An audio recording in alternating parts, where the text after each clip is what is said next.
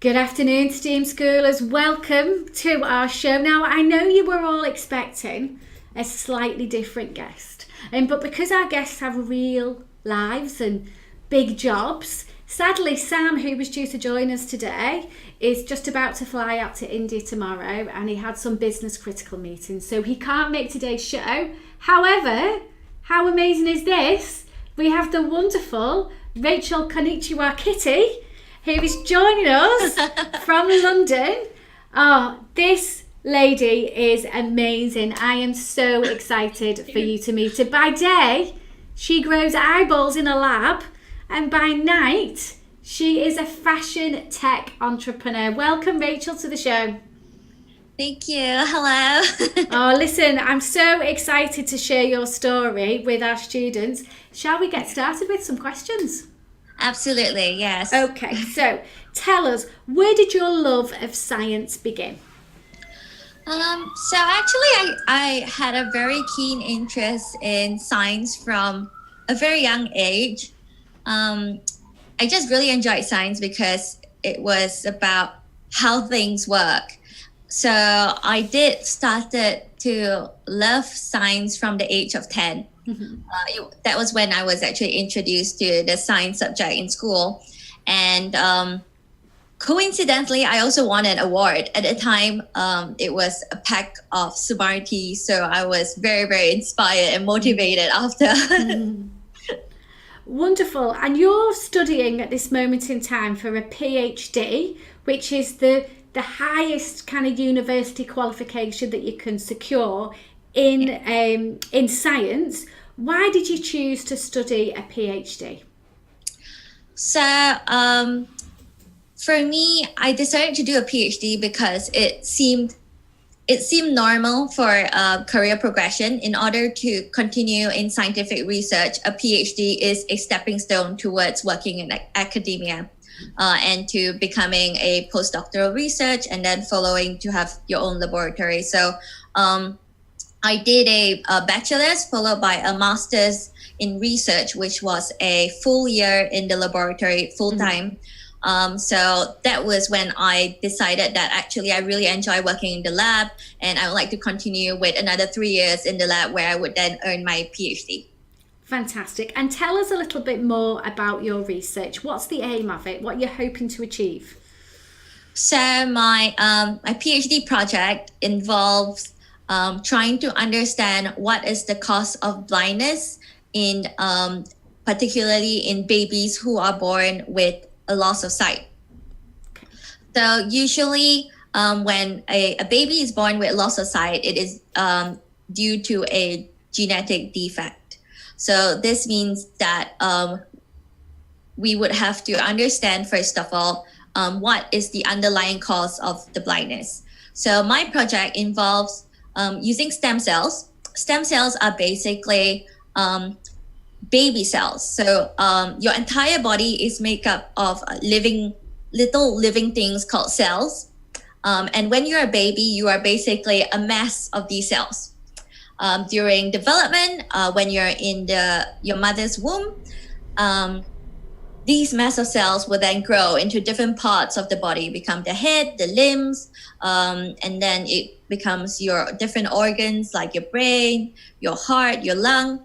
So using the potential of these stem cells, my lab and my project in particular are using stem cells to grow eyeballs. We do that so that we can understand the underlying cause of the blindness. And then once we've identified which cell within the eye that is causing the blindness, we would then try to correct it genetically using CRISPR technology. And once this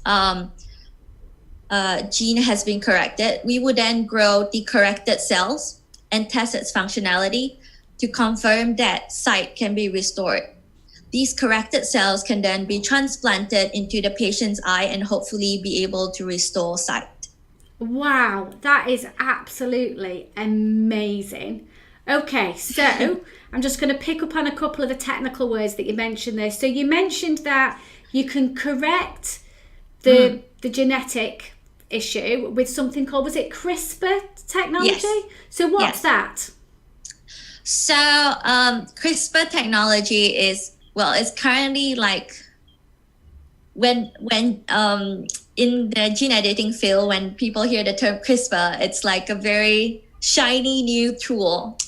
What it does is basically using CRISPR technology, we have a strand of code. Okay, so it's a combination of 4 alphabets, and these makes up who you are. It carries this is a little bit more difficult to describe non-technically.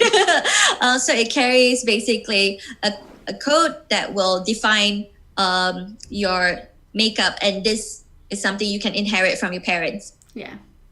And so within this code, sometimes a mutation can happen. So that means there will be a functional code, and then there will be a code where it causes a dysfunction.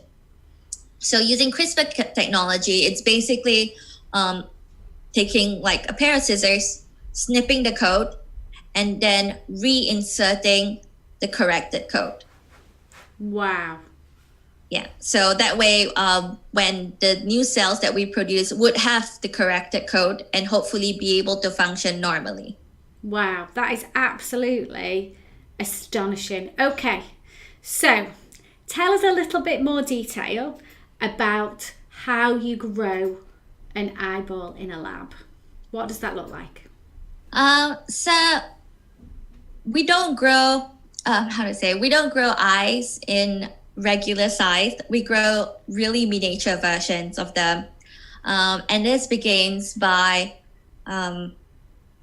we get stem cells from the patient, and we grow them in a dish. We would then give these stem cells a lot of factors that would normally be present in normal human development within the eye region. So when we put these stem cells under this condition, it will start to think, oh, I'm in the eye region, I should form the eye. And naturally, we don't need to provide any other additional support, but it tends to, from a mass of cells, start to form what we call an optic cup. Yeah. And when it forms that structure, it would then curl and form a vesicle. So that's what we call an optic vesicle, and its structure, the different layers that make the structure is very similar to an eye. Yeah. So this is how we are able to study the different layers of the eye and also identify which layer may have gone wrong. Fabulous. Okay, so I'm guessing you have to visit your lab most days. When Yes. you go into your lab and you're looking after all your eyeballs that are growing, what are specific tasks that you have to do every day? So the one thing that is most laborious about working with living cells is that you have to feed them. It's like taking care of a baby. Yeah. So that's one of the things that I have to do almost every day. I have to feed them, have a look at them, make sure that they are healthy and happy, that they haven't that they haven't gone under a condition where, say, they have been deprived of a certain factor, and then it would lead to cell death. Yeah. That's not what we want. And we often grow these cells for a very long time. I think one of the longest periods would be at about 25 weeks. Yeah. So it's a really long time. In order for us to feed the cells, it has to be in a very sterile environment. Yeah.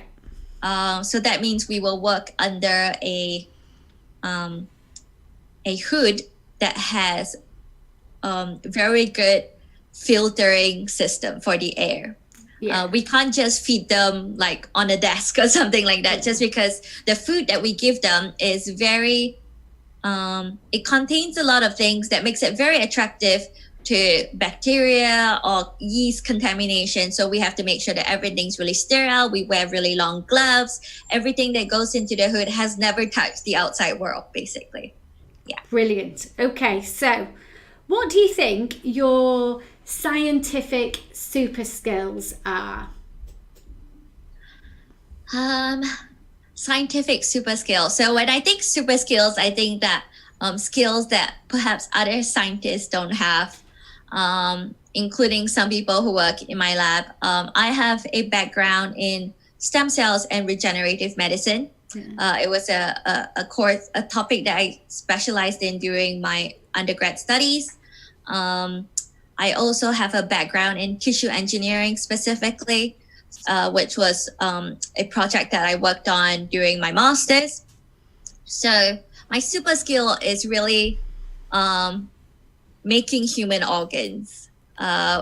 Amazing. Wow, that is fantastic. Okay, so tell us, because we're going to move on to your fashion tech brand in a little second. What do you love most about studying for a PhD?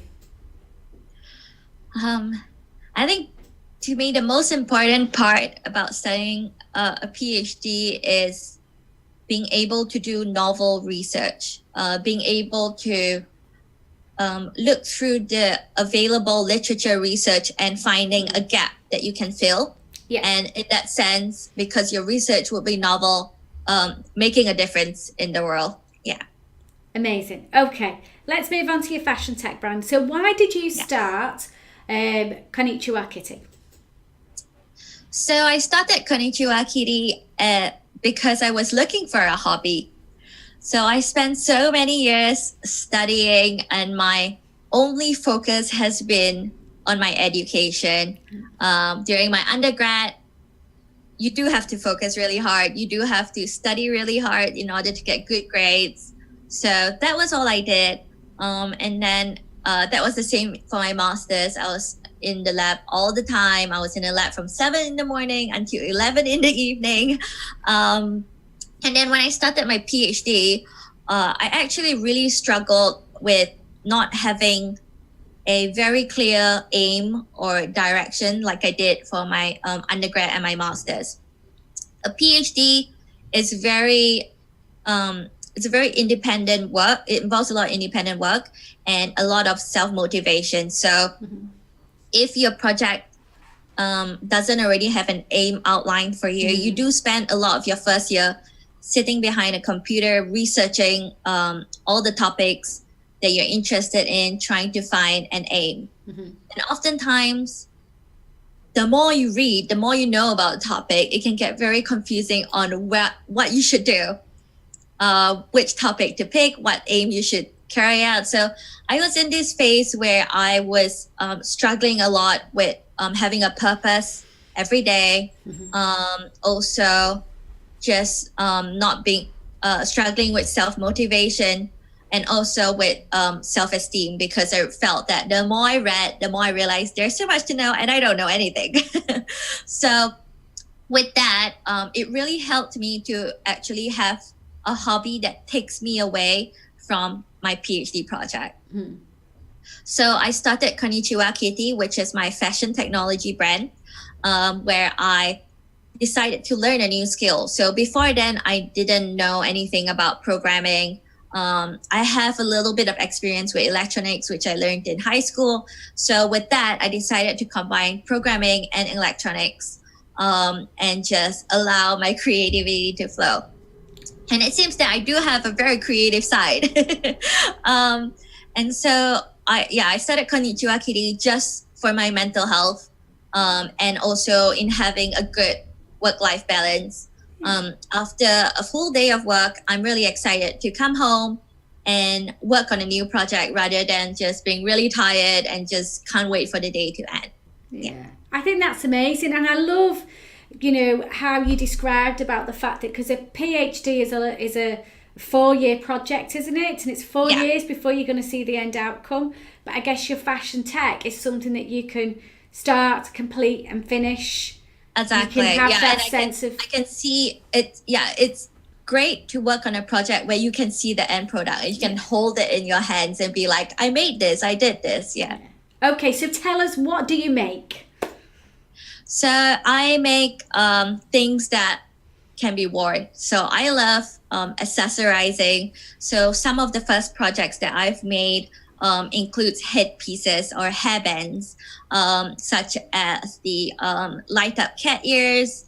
I've also made a more complicated version where I've combined it using the Raspberry Pi. So it's a combination of programming and electronics hardware. So it was a headpiece that the color can evolve based on the program written on the Raspberry Pi.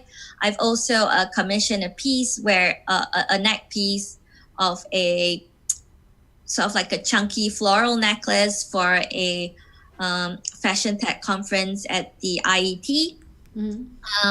I've also gone ahead and tried to make some clothing as well. And this was actually controlled with the circuit playground, with the Adafruit circuit playground. What else have I made? I've also tried embedding electronics into resin to make really cute jewelry, such as little gummy bears. Yeah. And I've also done a lot of exhibitions. And during these exhibitions, the question I get most asked is, we like to look at your things, but how can we make it ourselves? So I also made a introduction to soldering kit to make your own pair of cat ears. And so that's how Konichiwakitty also became a business. Wonderful. And just explain what is soldering, just for anybody that doesn't know. Yeah, so soldering is basically melting bits of metal so that you can use this as a form of a connection that you between your electronic components. So for example, I have a bunch of LEDs, which are light emitting diodes. They're basically little lights. And in order to connect it to a power supply, I would need that little bit of melted metal to just form the connection between the wires. Yeah. Fabulous. Thank you very much for that. Okay, so what do you enjoy most about being a fashion tech entrepreneur?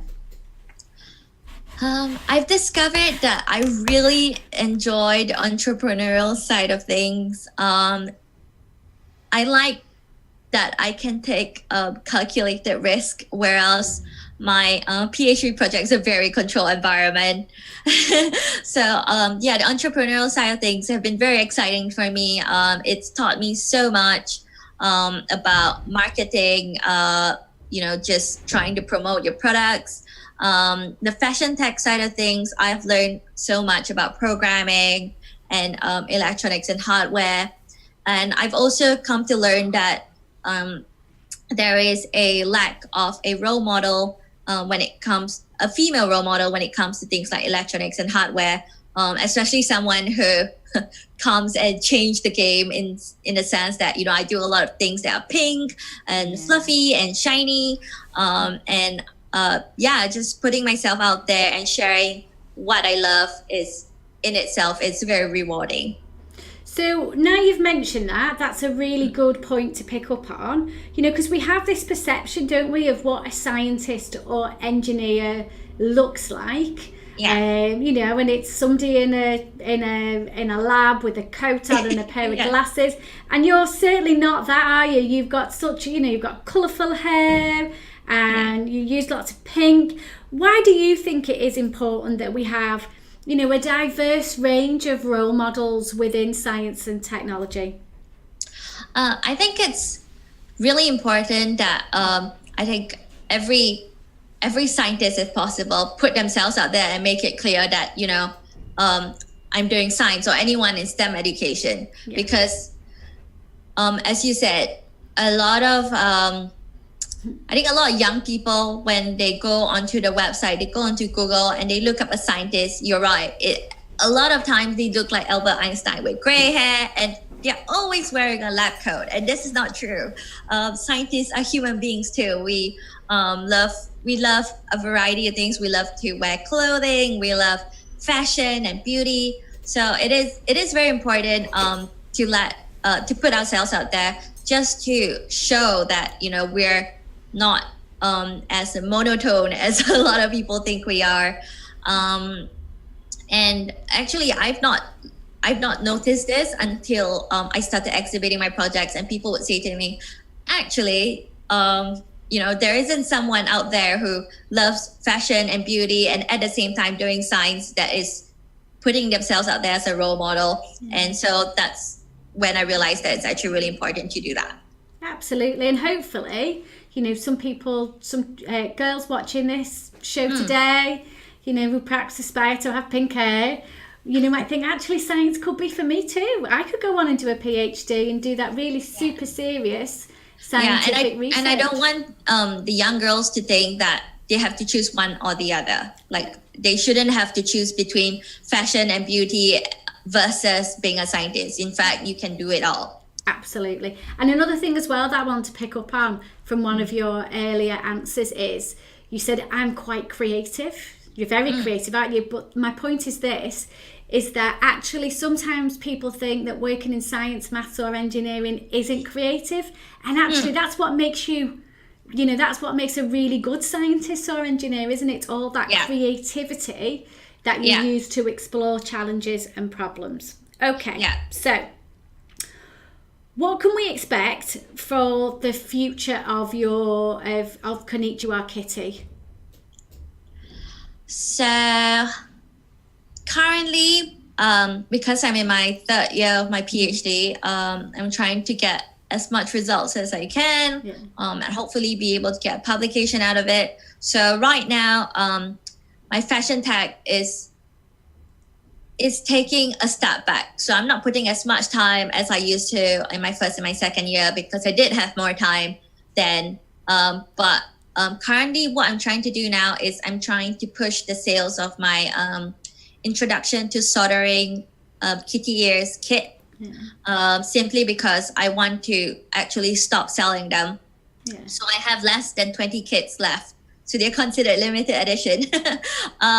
And I'm hoping that once I finish selling this in August, when I finish my third year and start my fourth year, in my fourth year, I would like to, because I will be working part-time and then also writing my PhD thesis. So in my fourth year, I'm hoping to kickstart my business again and launch a new product. So I definitely want to continue having this side of me that is very entrepreneurial, whilst also pursuing my career in stem cell research. Wonderful. And isn't that, that's a great example of you recognize that actually having the two roles is you have to balance it. And there are times when one role's going to need you a little bit more than the other, but that's okay. Because when the pressure eases on your PhD, you're going to pick up the fashion tech again, and who knows where that will take you alongside your research. That's amazing. If you had to choose one, I'm going to ask the question. If you had to choose one, the fashion tech or the science, which one would you choose? I always get that question, either that question or someone would say something like, how can you combine your fashion tech with your research? And funny enough, I know that if I chose my fashion tech, I would then pick up something else again. Because personally, I think it's really important for my mental health, or just because I love being able to feel excited after days of work, come home and be like, well, I'm going to work on a new project, or just look forward to the weekend, really. And that has changed my life tremendously. So for the time being, I know that for career-wise, I would like to continue pursuing my stem cell research. And I would continue with my fashion tech. And if I don't continue with my fashion tech, I think I probably try to do something that involves paper crafting, simply because I've just got a automatic die cutting machine this year, and I've started designing my own stickers. So I'm really enjoying that, and it is one of the things that I'm considering putting on my shop as well. So that entrepreneurial side of me will always be there, whether it is fashion tech or related to a different kind of making. I think I will always be multi-directional. I don't necessarily like to multitask. I like to do one thing at a time and be mindful of what I'm doing. But I'm definitely someone who has multiple interests at any one time. And I think that's wonderful. And I think that's for anybody who's watching this, you know, it's okay. And actually, while you're, you know, in jobs or you're at university, it's okay for you to have a passion project on the side. You know, it might just be something that you explore as a hobby, or it might be something that, you know, that brings you in income and money on a regular basis. On that note, before we finish, this is your challenge for this week. Okay. STEAM Schoolers, what we want you to do is think about what are your hobbies and interests. What are you really, really passionate about? And how, using Rachel as a fantastic example, how can you turn that into a business? It's called STEAMtastic Entrepreneurs, and you've got a week to submit your entry. You'll see at the end the criteria for the challenge and some steps on how to complete it. Rachel, you have been an amazing and most inspirational guest. Thank you for having me. Oh, it's been an absolute pleasure. I really hope that we've inspired, you know, boys and girls watching this who perhaps didn't think science was for them beforehand, but may now be considering it. So thank you very much. You're welcome. Take care.